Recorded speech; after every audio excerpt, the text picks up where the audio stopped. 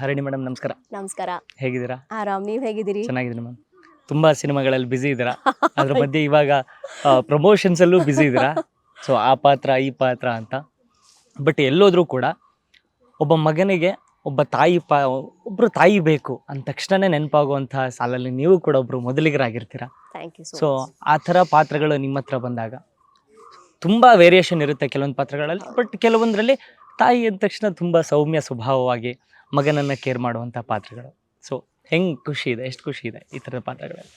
ಈ ಪಾತ್ರ ಒಂಥರ ಅದೇ ನೀವು ಹೇಳ್ದಂಗೆ ಎಸ್, ಅಮ್ಮ ಮಗ ಅಂದರೆ ಒಂದು ಒಳ್ಳೆ ಬಾಂಡಿಂಗ್ ಇರುವಂಥ ಒಂದು ಪಾತ್ರ. ತುಂಬಾ ಕ್ಯೂಟ್ನೆಸ್ ಇದೆ ಅಮ್ಮ ಮಗನ ಈ ಇದರಲ್ಲಿ ಕ್ಯಾರೆಕ್ಟರೈಸೇಷನಲ್ಲಿ. And at the same time ತಾಯಿ ಹೆಂಗೆ ಅಂದರೆ ಯಾರು ಏನೇ ಹೇಳಿದ್ರು ತನ್ನ ಮಕ್ಕಳ ಬಗ್ಗೆ ತುಂಬ ಕಾನ್ಫಿಡೆಂಟ್ ಆಗಿರ್ತಾಳೆ. ಏನೇ ಮಾಡಿದ್ರು ಬಿಟ್ಕೊಡಲ್ಲ, ಹೌದು, ಏನೇ ಮಾಡಿದ್ರು ಬಿಟ್ಕೊಡಲ್ಲ. ಅದನ್ನು ಹೆಂಗೋ ಒಂದು ರೀತಿಲಿ ಯಾವುದೋ ಒಂದು ರೀತಿಲಿ ತಪ್ಪು ಮಾಡಿದರೂ ಕೂಡ, ಇನ್ಫ್ಯಾಕ್ಟ್ ನಾನು ಆ್ಯಸ್ ಅ ಮದರ್ ನಾನೇನು ಯೋಚನೆ ಮಾಡ್ತೀನಿ ಅಂದರೆ, ಏನಾದರೂ ಮಾಡಿದ್ರು ಫಸ್ಟ್ ಮಗನೇ ಬಂದು ನನಗೆ ಹೇಳಬೇಕು.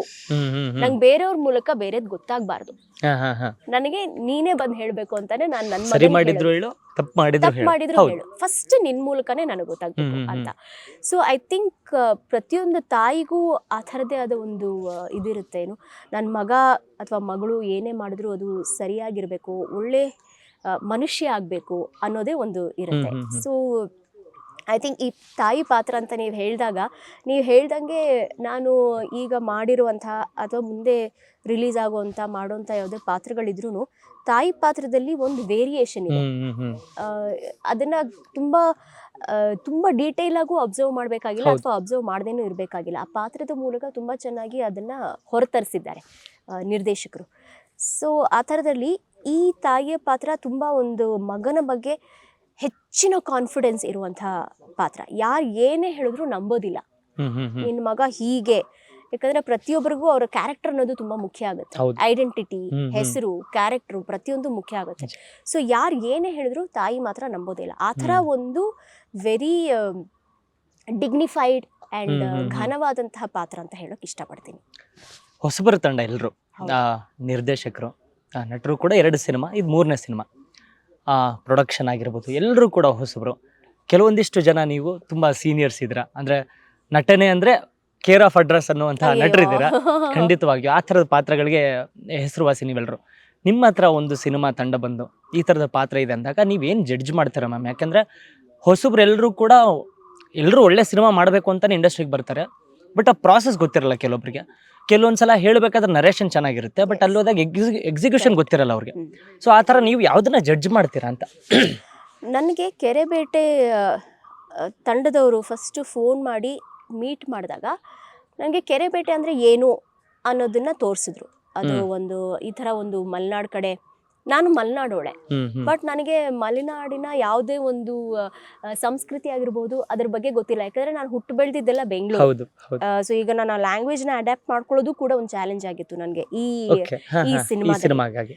ಅವರು ನರೇಷನ್ ಮಾಡಬೇಕಾದ್ರೆ it was a long process. ಸುಮಾರು ಒಂದು 2 hours ಆ ಥರ ಆಗಿರ್ಬೋದು. ಯಾಕಂದರೆ ಪ್ರತಿಯೊಂದನ್ನು ಡೀಟೇಲಲ್ಲಿ ಎಕ್ಸ್ಪ್ಲೇನ್ ಮಾಡಿದ್ರು. ಅದರಲ್ಲೂ ಪ್ರತಿಯೊಂದು ಪಾತ್ರ ಆಗಿರ್ಬೋದು ಅಥವಾ ಪ್ರತಿಯೊಂದು ಸೀನ್ ಆಗಿರ್ಬೋದು, ನೀವು ಮಾಡೋ ಪಾತ್ರಕ್ಕೆ ಹೇಗೆ ರಿಲೇಟ್ ಆಗುತ್ತೆ. ಸ್ಕ್ರೀನ್ ಪ್ಲೇ ತುಂಬ ಜಾಣತನದಿಂದ ಮಾಡಿದ್ದಾರೆ. ಅವ್ರ ಕತೆ ಹೇಳಿದಾಗ ಈ ಸ್ಕ್ರೀನ್ ಪ್ಲೇನ ಹೇಗೆ ವೀವ್ ಮಾಡ್ತಾರೆ ಅನ್ನೋದು. ಬಟ್ ಅವ್ರ ಕತೆ ಹೇಳಬೇಕಾದ್ರೆ ಎಲ್ಲದಕ್ಕೂ ಒಂದು ಜಸ್ಟಿಫಿಕೇಶನ್ ಕೊಟ್ಟಿದ್ದಾರೆ. ಸೊ ಅವ್ರು ಹೇಳಬೇಕಾದ್ರೆ ತುಂಬಾ ಇಂಟ್ರೆಸ್ಟಿಂಗ್ ಆಗಿತ್ತು. ರಾಜ್ಗುರು ಅವರು ಅಥವಾ ಗೌರಿಶಂಕರ್ ಅವರು ಕಥೆಯನ್ನು ನರೇಟ್ ಮಾಡಕ್ಕೆ ಬಂದಾಗ ಅವರಲ್ಲಿ ಇದ್ದಂತಹ ಪ್ಯಾಷನ್, ಏನೋ ಒಂದು ಹೇಳ್ತಾರಲ್ಲ, ಗಟ್ ಫೀಲ್ ಅಂತ ಇರುತ್ತೆ, ಅದು ತುಂಬ ಕಡೆ ವರ್ಕ್ ಆಗುತ್ತೆ. ಸೊ ಆ ಥರದ್ರಲ್ಲಿ ಅವರು ಫಸ್ಟು ನೋಡಿದಾಗ ಗೌರಿಶಂಕರ್ ಅವ್ರಿಗೂ ನನಗೂ ಒಂದಷ್ಟೇನೋ ಮೂಗಾಗಿರ್ಬೋದು, ಗದ್ದಾಗಿರ್ಬೋದು, ಫಸ್ಟ್ ಆ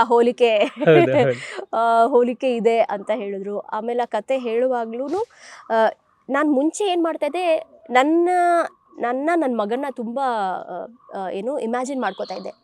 ಬಟ್ ಈಗ ನಾನು ಕಲ್ತ್ಕೊಂಡಿರೋದು ಏನಂದರೆ, ಆ ಪಾತ್ರದ ಜೊತೆ ಪಾತ್ರವಾಗಿ ಆ ಇನ್ನೊಂದು ಪಾತ್ರ ಏನಿರುತ್ತೋ ಆ ಪಾತ್ರದ ಜೊತೆ ಟ್ರಾವೆಲ್ ಮಾಡೋಕೆ ಇಷ್ಟಪಡ್ತೀನಿ. ಯಾಕಂದ್ರೆ ಪ್ರತಿಯೊಂದರಲ್ಲೂ ಅಲ್ಲಿ ಆಮೇಲೆ ಹರಿಣಿ ಕಾಣಿಸ್ಬಿಡ್ತಾಳೆ. ಹೌದಾ? ಹರಿಣಿ ಕಾಣಿಸ್ಬಾರ್ದಲ್ಲ. ನಮ್ಗೆಲ್ಲೂ ಕಾಣಿಸಿಲ್ಲ ಎಷ್ಟು ಸಿನಿಮಾಗಳಲ್ಲಿ, ಎಲ್ಲ ತಾಯಿಯಾಗೆ ಕಾಣಿಸಿರ್ತೀರ. Thank you. ಸೊ ನಾನು ಪ್ರತಿಯೊಬ್ರು ನರೇಟ್ ಮಾಡ್ಬೇಕಾದ್ರೂ ನಾನು ಕಲ್ತ್ಕೊಂಡಿರೋಂಥ ಅಂಶ ಅಂದ್ರೆ ಇದು. ಆ ಪಾತ್ರ ಅಂದ ತಕ್ಷಣ ನಾನು ಅದರದೇ ಒಂದು ವಿಜುವಲೈಸೇಷನ್ಗೆ ಹೋಗ್ತೀನಿ. ಓಕೆ ಹೀಗಿರ್ಬೋದು, ಆ ಇನ್ನೊಂದು ಪಾತ್ರ ಇದ್ದಾಗ ಓಕೆ ಹೀಗಿರ್ಬೋದು. ಅದ್ರ ಜೊತೆ ಟ್ರಾವೆಲ್ ಮಾಡಿದಾಗ ಅದೊಂದು ಬ್ಯೂಟಿಫುಲ್ ಎಕ್ಸ್ಪೀರಿಯನ್ಸ್ ಆಗಿರುತ್ತೆ. ಆಸ್ ಅನ್ ಆಕ್ಟರ್ ನಮಗೂ ಕೂಡ ಅದನ್ನ ನಾವು ಜೀವಿಸೋಕೆ ಶುರು ಮಾಡ್ಬಿಡ್ತೀವಿ ಹೇಳಿದಾಗ. And I think first step ನಮ್ಗೆ ಅದು ಒಂದು ಫೀಲ್ ಬಂತು ಅಂದರೆ I think it is a good step ಅಂತ ಅನ್ಸುತ್ತೆ. ನೀವು ಹೇಳ್ತಿದ್ರ, ನೀವು ಹೇಳಿದಾಗೆ ಪ್ರತಿಯೊಂದು ಸಿನಿಮಾದಲ್ಲೂ ತಾಯಿ ಪಾತ್ರ ತಾಯಿ ಒಂದೇ ಆಗಿದ್ರು ಕೂಡ ಬಟ್ ಆ ತಾಯಿ ಪಾತ್ರದಲ್ಲೂ ಕೂಡ ವೇರಿಯೇಷನ್ಸ್ ಇರುತ್ತೆ ಅಂತ. ಇದರಲ್ಲಿ ಆ ವೇರಿಯೇಷನ್ಸ್ ತುಂಬಾ ಚೆನ್ನಾಗಿ ಕಾಣ್ತಿತ್ತು. ಯಾಕಂದ್ರೆ ಮೊದಲಿಗೆ ತನ್ನ ಮಗನನ್ನ ಈ ತರ ಮನವೊಲೈಸಿ ಹಿಂಗೆಲ್ಲ ಹೇಳ್ತಾರೆ, ನೀನು ಬೇರೆ ಜಾತಿಯವನು ಬಡವ ಅಂತ ಹೇಳ್ತಾರೆ ಅನ್ನೋ ರೀಸನ್ ಕೊಟ್ಟು ಅವನ್ನ ಮುದ್ದು ಮಾಡೋ ಥರನೂ ಕಾಣ್ತಾರೆ. ಕೊನೆ ಟ್ರೇಲರಲ್ಲಿ ಸಾಯಿಸ್ಬಿಡಿ ಸರ್ ತನ್ನ ಮಗನ ಅಂತ. ಅಂದ್ರೆ ಒಬ್ಬ ತಾಯಿ ತನ್ನ ಮಗನನ್ನು ಕೂಡ ಇಷ್ಟೊಂದು ಜಡ್ಜ್ ಮಾಡೋದಕ್ಕೆ ನಿಂತಾರೆ ಅಂದ್ರೆ ಅವ್ನು ಎಷ್ಟು ತಪ್ಪುಗಳು ಮಾಡಿರ್ಬೋದು ಅಂತದ್ದು ಕಾಣಿಸುತ್ತೆ. ಸೊ ಆರ್ಕ್ ಬಗ್ಗೆ ಹೇಳೋದಾದ್ರೆ ಅಂದ್ರೆ ಇಲ್ಲಿ ತಾಯಿ ಮಗನ್ಗೆ ಹೇಳ್ತಾ ಇದ್ದಾಳ, ಯಾರಿಗೆ ಹೇಳ್ತಿದ್ದಾಳೋ ಅನ್ನೋದು ಗೊತ್ತಿಲ್ಲ. ಹೌದಾ?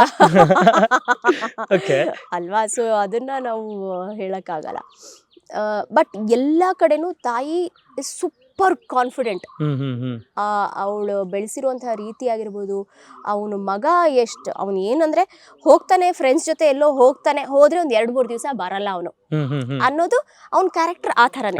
ಸೊ ಅದನ್ನ ಅವಳು ಒಪ್ಕೊಂಡ್ಬಿಟ್ಟಿದ್ದಾಳೆ. ಅವ್ನು ಹೀಗೆ ಇರೋದು, ಅವ್ನ ಫ್ರೆಂಡ್ಸ್ ಜೊತೆ ಹೋಗ್ತಾ ಇರ್ತಾನೆ, ಹೋದ್ರೆ ಒಂದ್ 2-3 ದಿವಸ ಬರಲ್ಲ ಆ ಥರ ಅಂತ. ಬಟ್ ಎಲ್ಲೋ ಒಂದ್ ಕಡೆ ಆ ಸತ್ಯದ ಹುಡುಕಾಟ ಶುರುವಾಗತ್ತೆ. ಮಗನ್ಗೆ ಏನೋ ಒಂದು ಆದಾಗ ಅದ್ ಯಾಕಾಗಿದೆ, ಅವನು ನಿಜವಾಗ್ಲೂ ತಪ್ಪಿತಸ್ಥನ ಅಲ್ವಾ, ಹೌದಾ ಅನ್ನೋದು. ಬಟ್ ಎಲ್ಲ ಕಡೆನೂ ತಾಯಿಗೆ ಎಷ್ಟು ಒಂದು ಆತ್ಮವಿಶ್ವಾಸ ಅಂದರೆ ಮಗನ ಬಗ್ಗೆ ಯಾರು ಏನೇ ಹೇಳಿದ್ರು ಅವಳು ನಂಬಲ್ಲ. ಆ ಕೊನೆಗೆ ಈ ಸತ್ಯದ ಹುಡುಕಾಟದಲ್ಲಿ ಏನಾಗತ್ತೆ ಅನ್ನೋದು ಕಥೆ. ಸಿನಿಮಾದ ಪೋಸ್ಟರ್ ಮತ್ತು ಟೀಸರ್ ಬಂದಾಗ ಎಲ್ಲರೂ ಈ ಸಿನಿಮಾನ ಕಂಪೇರ್ ಮಾಡಿದ್ದು ಕಾಂತಾರಾಗೆ. ಯಾಕೆಂದ್ರೆ ಆ ಸೀಕ್ವೆನ್ಸ್ಗಳಾಗಿರ್ಬೋದು, ಅಲ್ಲಿ ನಡೆಯುವಂತಹ ಕೆಲವೊಂದಷ್ಟು ಸನ್ನಿವೇಶಗಳಾಗಿರ್ಬೋದು, ಲೊಕೇಶನ್ಸ್ ಆಗಿರ್ಬೋದು. ಸೊ ಅದೇ ಥರ ತಾಯಿ ಮಗನ ಒಂದು ಬಾಂಧವ್ಯ ಏನು ಕಾಣುತ್ತೆ ಇದರನ್ನು ಕೂಡ ಅದರಲ್ಲೇ ಕಂಪೇರ್ ಮಾಡಿದ್ರು. ಹರಿಣಿ ಮೇಡಮ್ ಅದೇ ಥರ ಕಾಣ್ತಿದ್ದಾರೆ, ಆ ಥರದ್ದೇ ಕ್ಯಾರೆಕ್ಟರೈಸೇಷನ್ ಥರ ಅಷ್ಟು ಬುದ್ಧಾಗಿದೆ ಅಂತ. ಸೊ ಅದು ಕಂಪ್ಯಾರಿಸನ್ ಹೆಂಗೆ ತಗೋತೀರಾ ನೀವು ಅಂತ? ಇನ್ಫ್ಯಾಕ್ಟ್ ನೀವು ಹೇಳಿದ್ಮೇಲೆ ನಂಗೆ ಕಂಪ್ಯಾರಿಸನ್ ಬಗ್ಗೆ ಗೊತ್ತಾಗಿದ್ದು. ಹೌದಾ? ಓಕೆ. ಇದುವರೆಗೂ ನನಗೆ ಯಾರು ಅದನ್ನ ಹೇಳಿಲ್ಲ. ನಾನು ಕಂಪೇರ್ ಮಾಡ್ಕೊಂಡು ನನಗೆ ಗೊತ್ತಾಗಿಲ್ಲ. ಅಂದ್ರೆ ಅಫ್ಕೋರ್ಸ್ ಅದು ಒಳ್ಳೇದು ಕೂಡ. ಅಷ್ಟು ಚೆನ್ನಾಗಿ ಮೂಡ್ ಬಂದಂತ ಸಿನಿಮಾಗೆ ಈ ಸಿನಿಮಾವನ್ನು ಕಂಪೇರ್ ಮಾಡ್ತಿದ್ದಾರೆ ಅಂತ. ಇನ್ನೊಂದು ಏನಂದ್ರೆ ತುಂಬಾ ಡಿಫ್ರೆಂಟ್ ಆಗಿದೆ. ಖಂಡಿತ ಆ ತಾಯಿಗೂ ಈ ತಾಯಿಗೂ ಡಿಫ್ರೆಂಟ್ ಆಗಿದೆ ಅಂತಾನೆ ಹೇಳೋಕೆ ಇಷ್ಟಪಡ್ತೀನಿ. ಈ ತಾಯಿನೂ ತುಂಬಾ ಗಟ್ಟಿಗಿತ್ತಿ, ತುಂಬಾ ಕಾನ್ಫಿಡೆಂಟು ಆ್ಯಂಡ್ ಸಿಂಗಲ್ ಪೇರೆಂಟು. ಅವಳೇ ಮುಂದೆ ತಂದಿರ್ತಾಳೆ ಮಗನ್ನ, ಬೆಳೆಸಿರ್ತಾಳೆ. ಅಕ್ಕಪಕ್ಕನೇ ರಿಲೇಟಿವ್ಸ್ ಇರ್ತಾರೆ, ಅವ್ರ ಜೊತೆ ಬಾಂಧವ್ಯ ಹೇಗಿರುತ್ತೆ. ಆ್ಯಂಡ್ ಈ ಮಗ ಏನು ಯಾವಾಗಲೂ ಜಗಳ ಆಡೋನ, ಅದನ್ನ ಹೇಗೆ ಬಿಡಿಸ್ತಾಳೆ, ಅದೆಲ್ಲ ಒಂಥರ ನನಗೆ ನಿಜವಾಗ್ಲೂ ಅದು ಮಲೆನಾಡಲ್ಲಿ ಅಥವಾ ಬೇರೆ ಪ್ರಾಂತ್ಯಗಳಲ್ಲಿ ಡೇ ಟು ಡೇ ಲೈಫಲ್ಲಿ ನಡೆಯುತ್ತಂತೆ ಅದು. ಅಂದ್ರೆ it is a way of life. ಏನೋ ಒಂದು ಬಟ್ ಕೊನೆಗೆ ಎಲ್ಲರೂ ಒಂದಾಗ್ತಾರೆ. ಅದು ಒಂದು ಬ್ಯೂಟಿಫುಲ್ ಬಾಂಡಿಂಗ್ ಅಂತ ಹೇಳ್ಬೋದು. ಸೊ ಆ ಥರ ಒಂದು ನೋಡಿದಾಗ ನಿಜವಾಗ್ಲೂ ಈ ಥರ ಮಾಡ್ತಾರ ರಾಜ್ಗುರು ಅವರೇ, ಗೌರಿ ಅವರೇ ಅಂದಾಗ ಇದು ಮಲೆನಾಡ್ ಕಡೆ ಇಂಥ ಕಡೆ ನಡೆಯುತ್ತೆ, ಇದು ನೀವು ಹೋಗಿ ನೋಡಿದ್ರೆ ಗೊತ್ತಾಗುತ್ತೆ ಅಂತ. ನಾನು ಇನ್ನೊಂದು ಮಲೆನಾಡದ್ದೇ ಒಂದು ಶೂಟಿಂಗ್ ಮಾಡಕ್ ಹೋದಾಗ ನಾನು ಆಕ್ಚುಲ್ ಆಗಿ ನೋಡಿದೆ ಅದನ್ನ. ಆ ಮನೆಯವರು ಈ ಮನೆಯವರು ಜಗಳ, ಅವಾಗ ತಕ್ಷಣ ಫೋನ್ ಮಾಡಿ ಹೇಳಿದೆ, ನೀವು ಹೇಳಿದ್ ಕರೆಕ್ಟು, ಹೌದು ನಾನು ಆಕ್ಚುಲಿ ನೋಡಿದೆ, ಅದನ್ನ ಕಣ್ಣಾರೆ ನೋಡಿದೆ. ಸೊ ಏನಂದ್ರೆ ಈ ಥರ ಒಂದು ಎಕ್ಸಾಕ್ಟ್ ಆಗಿ ಏನ್ ನಡೆಯುತ್ತೆ ಆ ರೀಜನ್ ಅಲ್ಲಿ, ಆ ಪ್ರಾಂತ್ಯದಲ್ಲಿ ಅನ್ನೋದನ್ನ ಹೇಳೋಕೆ ಟ್ರೈ ಮಾಡಿದ್ದಾರೆ. ಆ್ಯಂಡ್ ಇಬ್ರೂ ಮಲೆನಾಡವರೇ ಆಗಿರೋದ್ರಿಂದ ಅದರ ಸಂಸ್ಕೃತಿ ಏನಿದೆ ಎಲ್ಲನೂ ಕೂಡ ಅಚ್ಚುಕಟ್ಟಾಗಿ ತಿಳ್ಕೊಂಡಿರೋರಾಗಿರೋದ್ರಿಂದ ಅದನ್ನು ತರೋದ್ರಲ್ಲಿ ಪರದೆಯ ಮುಂದೆ ಕಥೆಯಲ್ಲಿ ತರೋದ್ರಲ್ಲಿ ಐ ಥಿಂಕ್ ಯಶಸ್ವಿಯಾಗಿದ್ದಾರೆ ಅಂತ ಹೇಳೋಕೆ ಬಯಸ್ತೀನಿ. ಒಬ್ಬ ಸ್ಟ್ರಾಂಗ್ ಮ್ಯಾನ್, ಒಬ್ಬ ಸ್ಟ್ರಾಂಗ್ ವುಮೆನ್ ಬೇಕಿರುತ್ತೆ.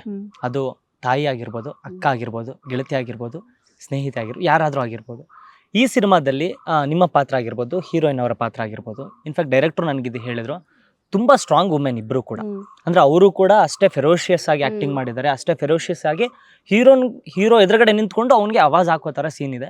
ಸೊ ಅಷ್ಟೇ ಸ್ಟ್ರಾಂಗ್ ಕ್ಯಾಂಡಿಡೇಟ್ ಇದ್ದಾರೆ ಇಬ್ಬರು ಅಂತ. ಈಗ ರೆಗ್ಯುಲರ್ ಆಗಿ ಒಂದು ಕಮರ್ಷಿಯಲ್ ಸಿನಿಮಾ ಬಂದ ತಕ್ಷಣ ಹೀರೋಯಿನ್ ಪಾತ್ರ ಅಥವಾ ತಾಯಿ ಪಾತ್ರ ಅಂದಾಗ ಒಂದು ಬೇರೆ ಶೇಡ್ಸ್ ಇರುತ್ತೆ. ತುಂಬ ಸಿಂಪಲ್ ಆಗಿರ್ತಾರೆ, ಗಂಡ ಹೇಳಿದ್ದನ್ನ ಮಕ್ಕಳಿಗೆ ಆರೈಕೆ ಮಾಡ್ಕೊಂಡು ಇಷ್ಟೇ ಇರ್ತಾರೆ. ಸೊ ಈ ಥರದ ಪಾತ್ರಗಳು ಕನ್ನಡ ಸಿನಿಮಾ ರಂಗದಲ್ಲಿ ಎಷ್ಟು ಮುಖ್ಯ ಅಂತ ಹೇಳ್ತೀರಾ ನೀವು? ಆದರೆ ಅದು ಒಂದು ವಿಭಾಗನೇ ಹೌದು, ಅಂತ ಹೇಳಕ್ಕೆ ವಿಭಾಗನೇ ಬೇರೆ. ಇಷ್ಟಪಡ್ತೀನಿ. ದಟ್ ಹೌದು. ಈಸ್ ಅ ಡಿಫ್ರೆಂಟ್ ಇದು ವಿಭಾಗ. ಆ ಥರದ್ದು ಇದೆ, ಈ ಥರದ್ದು ಇದೆ. ಇನ್ಫ್ಯಾಕ್ಟ್ ನಾನಿಲ್ಲಿ ನಮ್ಮ ಬಿಂದು ಬಗ್ಗೆ ಹೇಳೋಕೆ ಇಷ್ಟಪಡ್ತೀನಿ. I think she is one of the ತುಂಬ ಪ್ರಾಮಿಸಿಂಗ್ ನಟಿ. ನಮ್ಮ ಕನ್ನಡ ಇಂಡಸ್ಟ್ರಿಗೆ ಅದು ಒಂದು ಒಳ್ಳೆ ಶೋಧ. ಇದು ಅವರು ಬಿಂದು ಶಿವರಾಮ್ನ ಇದಕ್ಕೆ ಹಾಕೊಂಡಿರೋದು, ಯಾಕಂದರೆ ಅಂಥ ಒಂದು ಚಾಲೆಂಜಿಂಗ್ ಪಾತ್ರ. ಆ್ಯಂಡ್ ಆಕೆ ತುಂಬ ಚೆನ್ನಾಗಿ ನಿಭಾಯಿಸಿದಾಳೆ ಅದನ್ನು, ತುಂಬಾ ಚೆನ್ನಾಗಿ. ಶಿ ಇಸ್ ಅ ಪರ್ಫಾರ್ಮರ್ ಅಂತ ಹೇಳೋಕೆ ಇಷ್ಟಪಡ್ತೀನಿ. ಅಂದರೆ ಅಷ್ಟು ಜನರೆದುರಿಗೆ ಅಷ್ಟು ಫೆರೋಷಿಯಸ್ ಆಗಿ ಅಥವಾ ಅಷ್ಟು ಆ ಸೀನ್ಗಳಲ್ಲಿ ಆ್ಯಕ್ಟ್ ಮಾಡಬೇಕು ಅಂದರೆ ಸುಲಭ ಅಲ್ಲ. ಅದು ಮೊದಲ ಸಿನಿಮಾದಲ್ಲಿ ಐ ಥಿಂಕ್ ಇದನ್ನ ನಾವು ಬರೆದಿಟ್ಕೊಳ್ಬಹುದು ಅನ್ಸುತ್ತೆ. She is going to be very good actresses of ನಮ್ಮ ಕನ್ನಡ ಇಂಡಸ್ಟ್ರಿ. ಅದರಲ್ಲಿ ಇನ್ನೊಂದು ಮಾತಿಲ್ಲ. ಈ ಸಿನಿಮಾ ಒಳಗೆ ಒಳ್ಳೆ ಭವಿಷ್ಯನ ತಂದುಕೊಡುತ್ತೆ.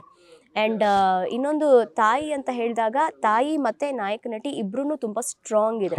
ಇಬ್ರು ಸ್ಟ್ರಾಂಗ್ ಏನಂದರೆ ಇಬ್ಬರಲ್ಲೂ ಏನೋ ಒಂದು ಹುಡುಕಾಟ ಇದೆ. ಆ ಹುಡುಕಾಟ ನಾಯಕ. ಈ ಆಂಗಲೇ ಬೇರೆ, ಈ ಆಂಗಲೇ ಬೇರೆ. ಇಲ್ಲಿ ಮಗನನ್ನು ಹುಡುಕುವಂತ ತಾಯಿ, ಪ್ರಿಯತಮನ ಹುಡುಕುವಂತ, ಎರಡು ಡಿಫ್ರೆಂಟ್ ಆಂಗಲ್ ಇದೆ.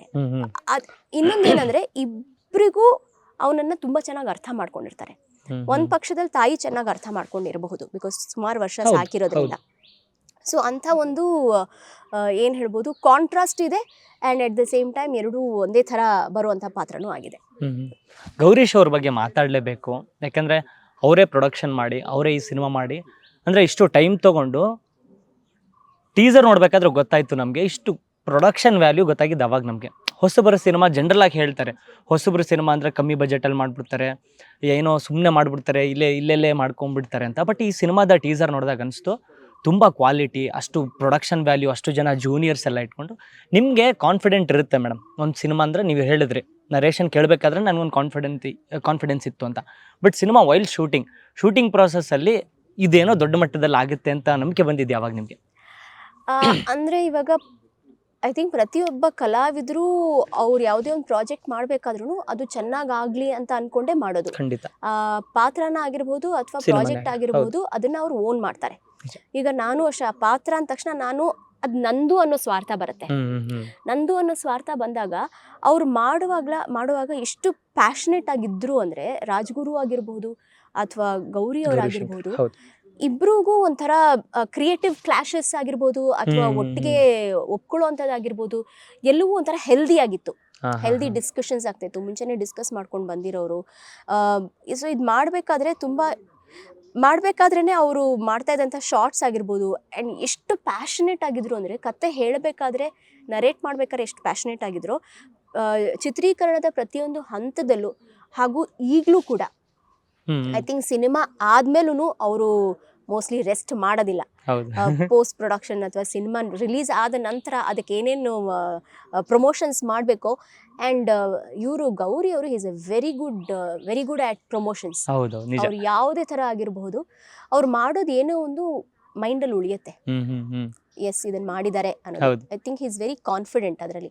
ಅವರಿಗೆ ರಾಜ್ಗುರು ಅಂತಹ ಒಬ್ಬ ನಿರ್ದೇಶಕ ಸಿಕ್ಕಿರೋದು I think it's a blessing ಅಂತಲೇ ಹೇಳ್ಬೋದು. ಯಾಕಂದರೆ ಅಂಥ ಒಂದು ಕಥೆನ ಅವರು ಸೃಷ್ಟಿ ಮಾಡಿ, ಆ್ಯಂಡ್ ಅದೇ ಥರದ ಒಂದು ಮಲೆನಾಡಿನವರೇ ಆದಂತಹ ಗೌರಿ ಅವ್ರನ್ನ ಒಟ್ಟುಗೂಡಿ ಇಬ್ಬರು ಈ ಒಂದು ಪ್ರಾಡಕ್ಟನ್ನು ತಂದಿದ್ದಾರೆ ಅಂದರೆ, ಐ ಥಿಂಕ್ ಎಲ್ಲರ ಆಶೀರ್ವಾದದಿಂದ, ದೇವರ ಆಶೀರ್ವಾದದಿಂದ ಇದು ಖಂಡಿತವಾಗಿಯೂ ಪ್ರತಿಯೊಬ್ಬರನ್ನ ರೀಚ್ ಮಾಡುತ್ತೆ ಅಂತ ನಾನು ಅಂದ್ಕೊಂಡಿದ್ದೀನಿ.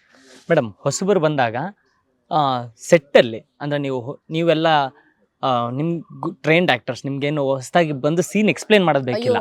ಜನರಲ್ ಆಗಿ ಅದೊಂದು ಮಿಸ್ಕನ್ಸೆಪ್ಷನ್ ಅಂತ ಇಲ್ಲ, ಇದು ನನ್ಗೆ ಡೈರೆಕ್ಟ್ ಹೇಳಿದ್ರೆ, ಯಾಕೆಂದ್ರೆ ಅವರಲ್ಲೇ ಒಂದು ನರ್ವಸ್ನೆಸ್ ಇರುತ್ತೆ. ಇವ್ರಿಗೆ ಹೋಗಿ ಸೀನ್ ಎಕ್ಸ್ಪ್ಲೇನ್ ಮಾಡೋದು ಹೆಂಗೆ, ಅಥವಾ ಅಲ್ಲಿ ಮೇಡಮ್ ಹಿಂಗೆ ಮಾಡಿ ಹಂಗೆ ಮಾಡಿ, ಅಥವಾ ನೀವು ಹೋಗಿ ಅವ್ರಿಗೆ ಸಜೆಷನ್ ಕೊಡೋದು, ಇದನ್ನ ಹಿಂಗೆ ಮಾಡ್ಬೋದು ಅಂತ, ಆ ಥರ ಏನಾದರೂ ನಡೆದಿದ್ದಿತ್ತು? ಅಂದರೆ ಕೆಲವೊಂದು ಕಡೆ ನನಗೆ ಅರ್ಥ ಆಗಲಿಲ್ಲ ಅಂದಾಗ, ಯಾಕೆ ಇದು ಇಲ್ಲಿ ಅಲ್ಲಿ ಮಾಡ್ಬೋದಿತ್ತಲ್ಲ ಅಂತ ಅದನ್ನು ಕೇಳಿರಬಹುದು, ಹಾಗೆ ಕೇಳಿರಬಹುದು. ಬಟ್ ಐ ಥಿಂಕ್ ಅದೊಂದು ಮಿಸ್ಕನ್ಸೆಪ್ಷನ್ ಏನು ಅಂದರೆ, ನನಗೆ ನಾನು ಮಾಡೋದೆಲ್ಲ ಸರಿ ಅಂತ ಹೇಳಿದಾಗ ನನಗೇನಾಗುತ್ತೆ, ನಾನು ಅಲ್ಲಿ ಬೆಳೀತಾ ಇಲ್ಲ ಅಂತ ಅನ್ಸತ್ತೆ. ಓಕೆ, ಬಂದು ಏನಾದರೂ ನನಗೆ ಕನ್ವಿನ್ಸಿಂಗ್ ಆಗಿದ್ರೆ ಓಕೆ, ಬಟ್ ಎಲ್ಲಾನು ಎಲ್ರಿಗೂ ಗೊತ್ತಿರುತ್ತೆ ಅನ್ನೋದು ಎಷ್ಟರ ಮಟ್ಟಿಗೆ ಸರಿ ಅಲ್ವಾ? ಈಗ ನಾನೊಬ್ಬ ನಟಿ ಆದ ತಕ್ಷಣ ಎಲ್ಲ ಜಾನರು ಒಂದೊಂದು ಪ್ರಾಂತ್ಯದ್ದು ಒಂದೊಂದು ಕ್ಯಾರೆಕ್ಟರ್ ಬಗ್ಗೆನೂ ನಂಗೆ ಎಲ್ಲನೂ ಗೊತ್ತಿದೆ ಅಂತ ಅನ್ಕೊಳ್ಳೋದು ಮೂಢತನ. ಆ್ಯಂಡ್ ನಾ ಹೇಳ್ದಾಗೆ ಪ್ರತಿಯೊಂದು ಕ್ಯಾರೆಕ್ಟ್ರಲ್ಲೂ ಒಂದು ವೇರಿಯೇಷನ್ಸ್ ತರಬೇಕು ಅಂದರೆ ಅದು ಒಬ್ಬ ನಿರ್ದೇಶಕನಿಂದ ಮಾತ್ರ ಸಾಧ್ಯ. ಒಬ್ಬ ನಿರ್ದೇಶಕ ಆಗಿರ್ಬೋದು, ಒಬ್ಬ ಕ್ಯಾಮ್ರಾಮನ್ ಆಗಿರ್ಬೋದು, ಪ್ರತಿಯೊಂದು ಪಾತ್ರನ ಜೀವಿಸ್ತಾರೆ ಅವರು. ಅವರು ಕ್ಯಾಮ್ರಾ ಲೆನ್ಸಲ್ಲಿ ನೋಡುವಾಗ ಅವರು ಆ ಪಾತ್ರ ಆಗಿರ್ತಾರೆ. ಇವರು ಕಥೆಯನ್ನ ಬರೀವಾಗ, ಡೈರೆಕ್ಟ್ ಮಾಡುವಾಗ ಇವರು ಪ್ರತಿಯೊಂದು ಪಾತ್ರ ಆಗ್ತಾರೆ. ಸೊ ಐ ಥಿಂಕ್ ಅದು ತುಂಬಾ ಮುಖ್ಯ ಆಗುತ್ತೆ ನಮಗೆ. ಅವ್ರ ಪಾಯಿಂಟ್ ಆಫ್ ವ್ಯೂ ತಗೊಳ್ಳೋದೇ ಇಸ್ ದ ಬೆಸ್ಟ್ ಥಿಂಗ್. ಅವಾಗ ನಮ್ ಪಾತ್ರದಲ್ಲಿ ಒಂದು ವೇರಿಯೇಷನ್ ಕಾಣುತ್ತೆ. ಇಲ್ಲಾಂದ್ರೆ ಎಲ್ಲದ್ರಲ್ಲೂ ನಾನು ಒಂದೇ ತರ ಇರ್ತೀನಿ, ಎಲ್ಲದೂ ಒಂದೇ ತರ ಮಾಡ್ತೀನಿ. ಅವ್ರ ಪಾಯಿಂಟ್ ಆಫ್ ವ್ಯೂ, ಅವ್ರ ಸಜೆಷನ್ ತಗೊಂಡಾಗ್ಲೇ ಅದಕ್ಕೆ ನಾನು ಇನ್ನೇನಾದ್ರೂ ಆ್ಯಡ್ ಮಾಡಬಹುದಾ, ಈ ಚೌಕಟ್ಟಲ್ಲಿ ನಾನು ಏನಾದ್ರೂ ಆ್ಯಡ್ ಮಾಡಬಹುದಾ ಅನ್ನೋದನ್ನ ನಾವು ಯೋಚನೆ ಮಾಡ್ಬೋದು. ಅಥವಾ ಅದು ಬಿಟ್ಟು ಅವ್ರು ಕೊಟ್ಟ ತಕ್ಷಣ ಇದು ಹೀಗೆ ಮಾಡಬೇಕು, ಇದಿರೋದೇ ಹೀಗೆ ಅಂದ್ಬಿಟ್ರೆ ಎಲ್ಲದ್ರಲ್ಲೂ ಐ ಥಿಂಕ್ ಎಲ್ಲ ಆಕ್ಟರ್ಸ್ ಒಂದೇ ತರ ಕಾಣಿಸ್ತಾರೆ ಅಲ್ವಾ. ಸೊ ಏನೋ ಒಂದು ಬಾಡಿ ಲ್ಯಾಂಗ್ವೇಜ್ ಆಗಿರ್ಬೋದು, ಇದರಲ್ಲಿ ಒಂದು ಇದು ಬರುತ್ತೆ, ಗೊತ್ತಲ್ಲ ಅದು. ಸೊ ಅದನ್ನ ಒಂದು ಇಟ್ಕೊಂಡಿದೀವಿ ಈ ಪಾತ್ರಕ್ಕೆ. ಆ ಥರ ಯಾವುದೋ ಒಂದು ಇದ್ದಾಗ ಐ ಥಿಂಕ್ ಆ ಪಾತ್ರ ಇನ್ನಷ್ಟು ಹೈಟಿಗೆ ಹೋಗುತ್ತೆ. ಆ್ಯಂಡ್ ಬೇರೆ ಪಾತ್ರಗಳ ಮೂಲಕನೂ ಇನ್ನೊಂದು ಪಾತ್ರ ಹೈಟಿಗೆ ಹೋಗೋ ಸಾಧ್ಯತೆಗಳು ಹೆಚ್ಚು. ನಿಮ್ಮ ಜೊತೆ ಈ ಸಿನಿಮಾದಲ್ಲಿ ಗೋಪಾಲ್ ಕೃಷ್ಣ ಸರ್ ಇದ್ದಾರೆ, ಸಂಪತ್ ಸರ್ ಇದ್ದಾರೆ. ಸೊ ಅವ್ರ ಜೊತೆ ಸೀನ್ಗಳು ಏನಾದ್ರು ಇದೆಯಾ? ಇದ್ರೆ ಸ್ವಲ್ಪ ಏನಾದ್ರು. ಇತ್ತು. ಸಂಪತ್ ಸರ್ ಜೊತೆ ಗೋಪಾಲ್ ಕೃಷ್ಣ ದೇಶಪಾಂಡೆ ಅವ್ರ ಜೊತೆ ಸೀನ್ ಇತ್ತು. ಒಂಥರ ಸಂಪತ್ ಅವ್ರ ಜೊತೆ ಪ್ರಾಯಶಃ ಇದ್ರಲ್ಲಿ ನನಗೆ ಜಾಸ್ತಿ ಕಾಂಬಿನೇಷನ್ ಇದೆ ಅಂತ ಹೇಳಕ್ ಇಷ್ಟಪಡ್ತೀನಿ. ಅವರು ಪೊಲೀಸ್ ಇನ್ಸ್ಪೆಕ್ಟರು. ಅವರು ಒಂಥರ ಹೆಂಗಿತ್ತು ಅಂದ್ರೆ ಆ ಸೀನ್ ಅವರು ನಂಗೆ ನರೇಟ್ ಮಾಡ್ಬೇಕಾದ್ರೆ ನಾನು ಅವ್ರ ಜೊತೆ ಈ ಸೀನ್ ಮಾಡ್ಬೇಕು ಅನ್ನೋದನ್ನ ನಾನು ಎದುರು ನೋಡ್ತಾ ಇದ್ದೆ. ತುಂಬಾ ಕ್ಯೂರಿಯಸ್ ಆಗಿದೆ. ಅದು ನೈಟ್ ಎಫೆಕ್ಟು, ಕಾಡಲ್ಲಿ ನಡೆಯುವಂತಹ ಸೀನು. ಆ್ಯಂಡ್ ಸಂಪತ್ ಸರ್ ಎಷ್ಟು ಚೆನ್ನಾಗಿ ಮಾಡಿದ್ರು ಅಂದ್ರೆ ಅವ್ರು ಮಾಡಿದ ಫೋರ್ಸ್ ಅಥವಾ ಒಂದು ವೆಯ್ಟೇಜ್ ಏನಿತ್ತು ಅದರಿಂದ ನನ್ನ ಪಾತ್ರ ರಿಯಾಕ್ಟ್ ಮಾಡೋಕ್ಕೆ ತುಂಬ ಹೆಲ್ಪ್ ಆಯಿತು.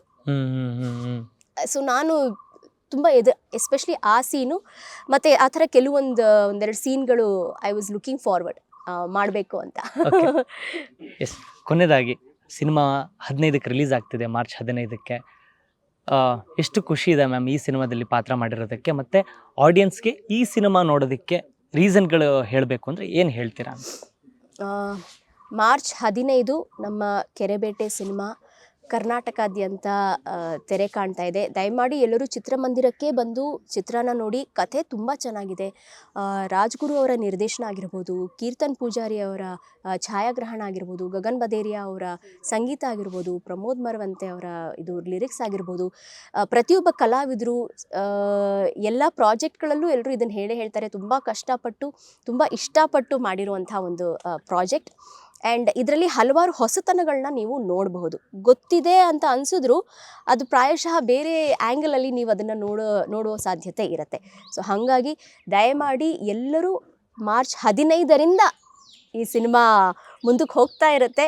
ನೀವೆಲ್ಲರೂ ಚಿತ್ರಮಂದಿರಕ್ಕೆ ಬಂದು ಸಿನಿಮಾನ ನೋಡಿ ನಮ್ಮನ್ನು ಹರಸಿ ಹಾರೈಸಿ ಪ್ರೋತ್ಸಾಹಿಸಿ. Thank you ma'am. Thank you so much. Thank you.